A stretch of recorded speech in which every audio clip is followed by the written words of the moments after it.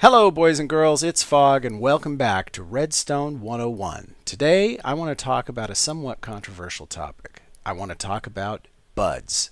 That's B-U-D and it stands for Block Update Detector.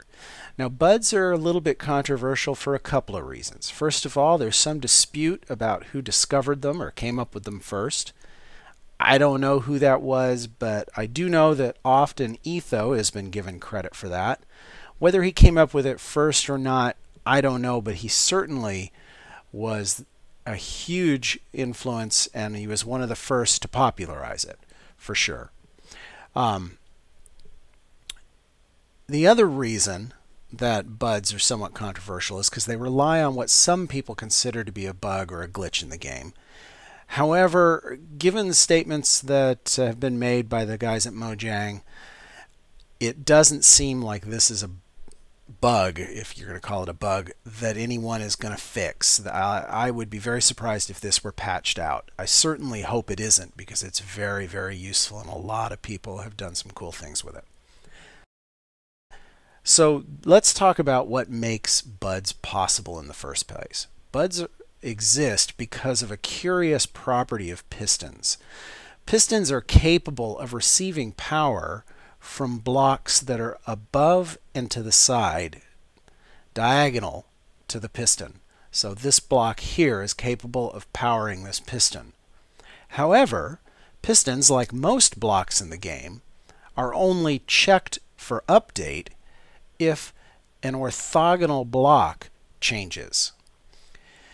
That's kind of a mouthful. Let me explain what I mean. If I power this block here, this piston is capable of receiving that power and it should be extended.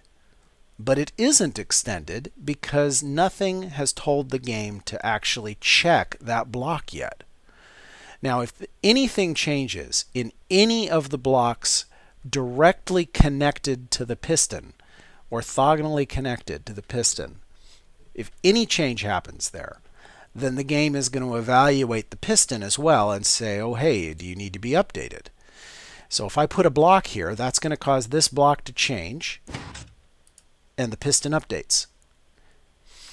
Now, adding a block counts, removing a block counts, changes in redstone count, things like ovens turning from on to off or off to on, grass growing, anything that causes a value in a block to change will trigger this behavior. So you can do some really useful things with it.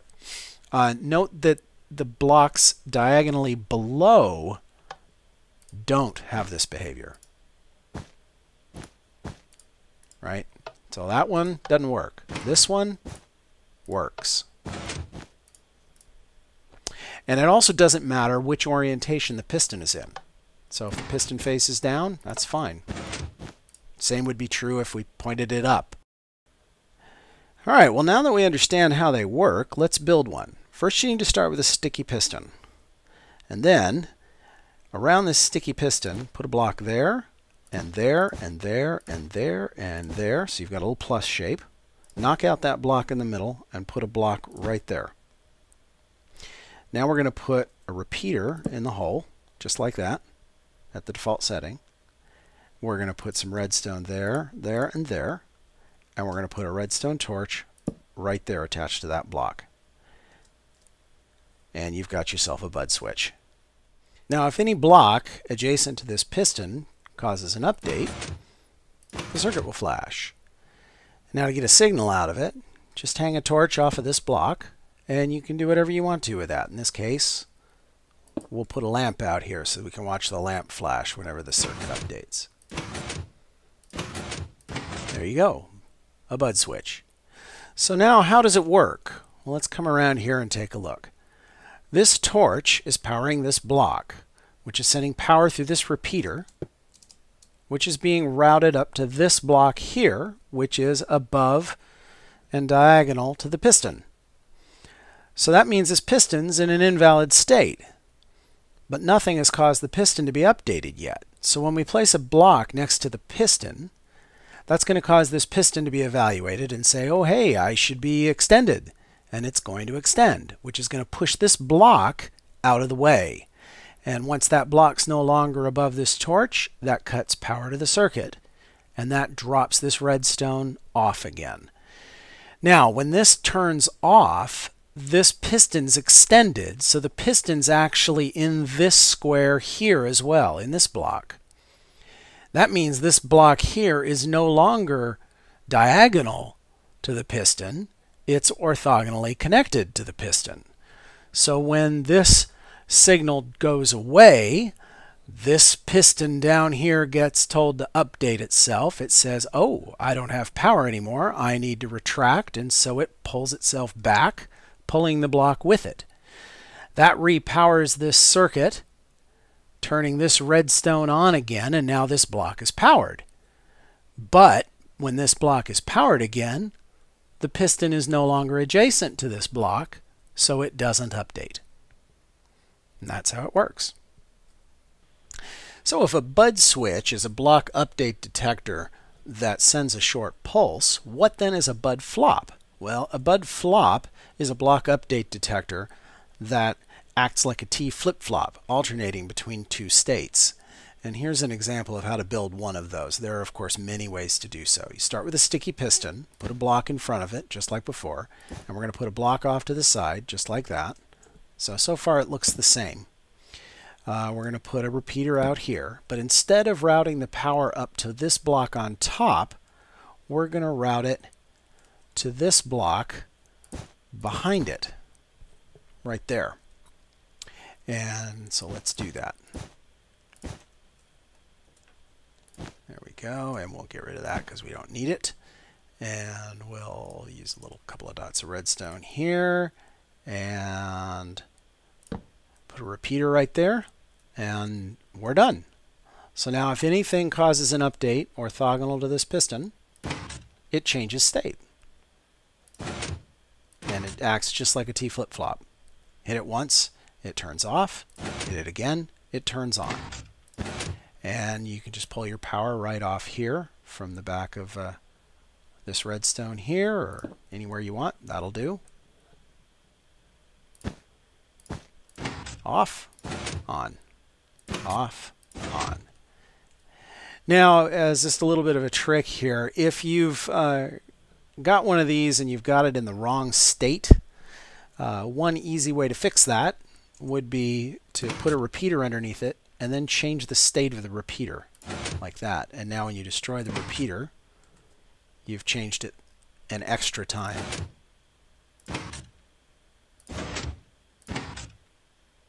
So there you go. That is a bud flop. So one of the things that I really like about this first design is that piston is so easily accessible. It's very easy to trigger this thing from any side without having the circuitry get in the way. For instance, you could build a wall around this and then just have something happen when something on the other side of the wall triggered it. So what do you do if you want to build a block update detector in the ceiling? Well, here's a good design for that. Imagine that we have a ceiling right here, that this is the ceiling and we're on top of it. Put a sticky piston in the hole in the ceiling like that, and now I'm going to remove the ceiling here just so that it's easier to see what we're doing. So you start with a sticky piston in the ceiling, and you place a glass block on top of that, and you place a sand block on top of that. Then you put a block right here, and you put a block right here, and you put a torch right there underneath like that, and you put a repeater right there, and you're basically done. Look at that. Block update detector.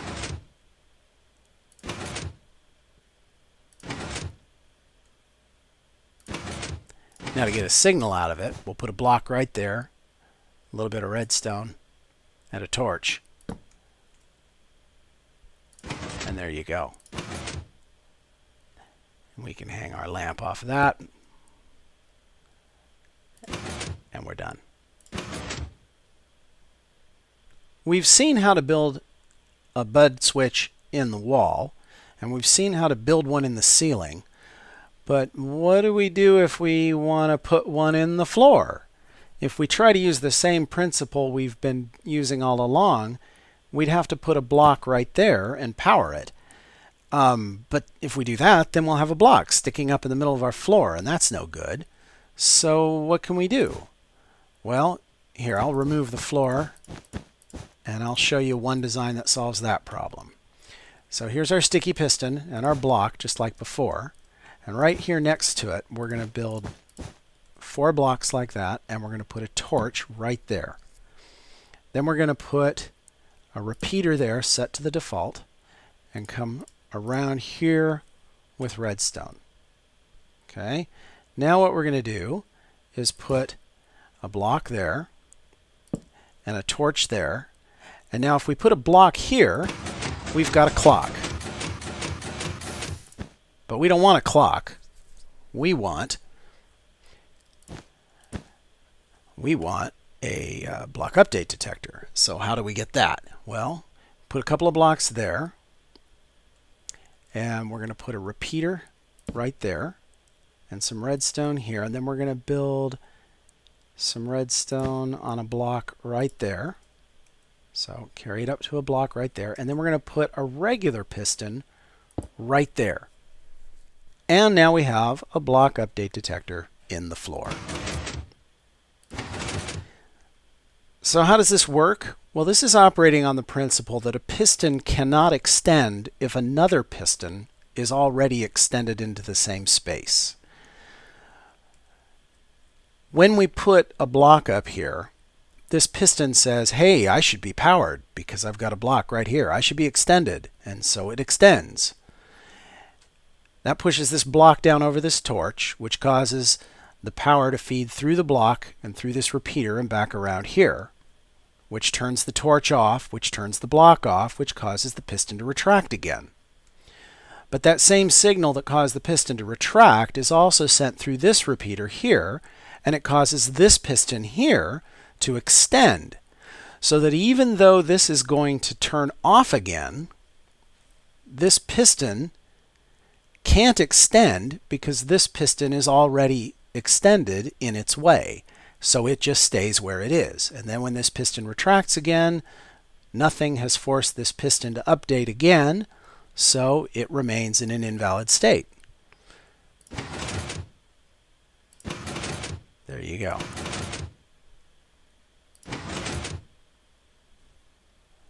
Finally, there's one more design that I want to share with you, and this is a very special design because it doesn't use pistons. Instead, it relies on a strange property of glowstone. This is a design that I first saw mentioned on Cube Hamster's channel, and it's a design that's been attributed to a guy named Caden Donuts, and you can find the links below.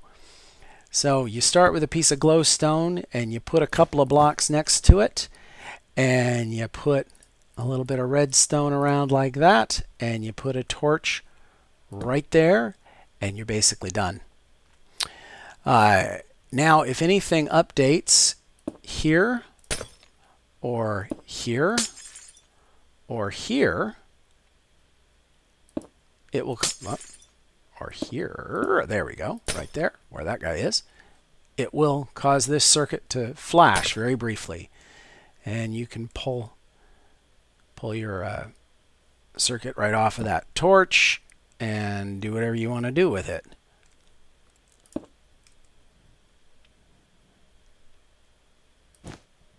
So right there, or right there, or right there. Any of those spots.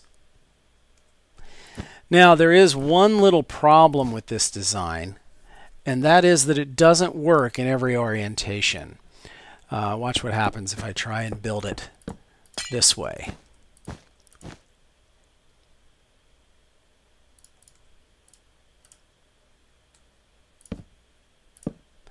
If you get that, it's easy to fix it. Just add another block right there. Extend it out one farther. and that's enough that it begins to work again.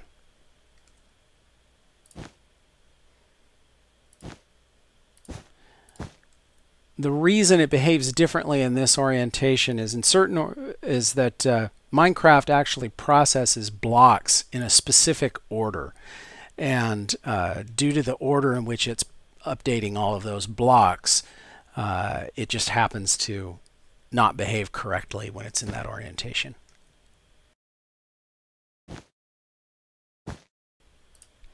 Well, that's about all we have time for today. Thank you very much for watching, and we will talk to you again next time.